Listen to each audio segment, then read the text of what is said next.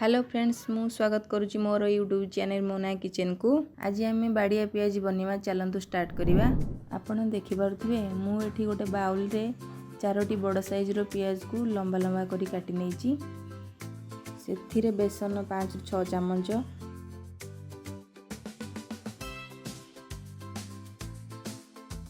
लंका गुंड 1 चामच, स्वाद अनुसार लुण, kitchen king मसला 1 चामच, किछि धनिया पत्र पकई अल्प अल्प पानी दे गोली नवा। ये बैटर को मु पानिया बा बहलिया करनी हाथ रे नहीं मु आपन को देखौची। एतिकी बहलिया रखिया। एबे गैस रे बसथिबा कड़ाई गरम हो गलानी। एथिरे मु हाफ केजी तेल दे दोची। मु एठी सनफ्लावर ऑयल नेची, आपन जे कोनोसी ऑयल नै परिबे। तेल भल भाव गरम हो सारा पर प्रथम आम बैटर को हाथ में नहीं गोल गोल सेप करी तेल रे पकाइबा।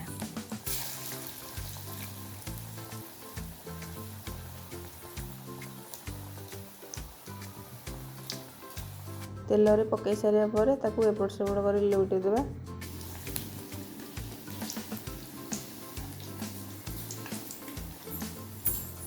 आपण देखिपे ये भल से हेनी मु बाहर करी नहीं कारण ताकू आउ थे सेप दे तेल रे पकाइबा। यह फल भल भाव पियाज सीझीज आ क्रिस्पी लगे। ये देखंतु 2टा चकिया रे पियाज को बाड़े की तेल कड़ाई रे पकाइबा। पकाइबार किछ समय पर ताकू एपट सेपट करदबा जेपर्यंत गोल्डन कलर न आसीची। एबे हमर पियाज हे गलानी, प्लेट को बाहर करनवा। सेम प्रोसेस रे बाकी थिबा पियाज को बनै नवा।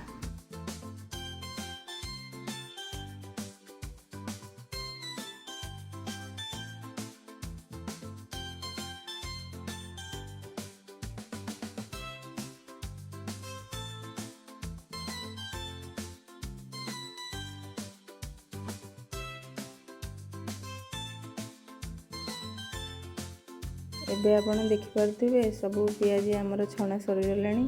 प्लेट रे आपण देखिपे केते सुंदर और क्रिस्पी देखा जाउची। एमिति थरे ट्राई करंतु, निश्चय भल लागिवो। वीडियो टी केमति लागिला कमेंट करी जणाइबे।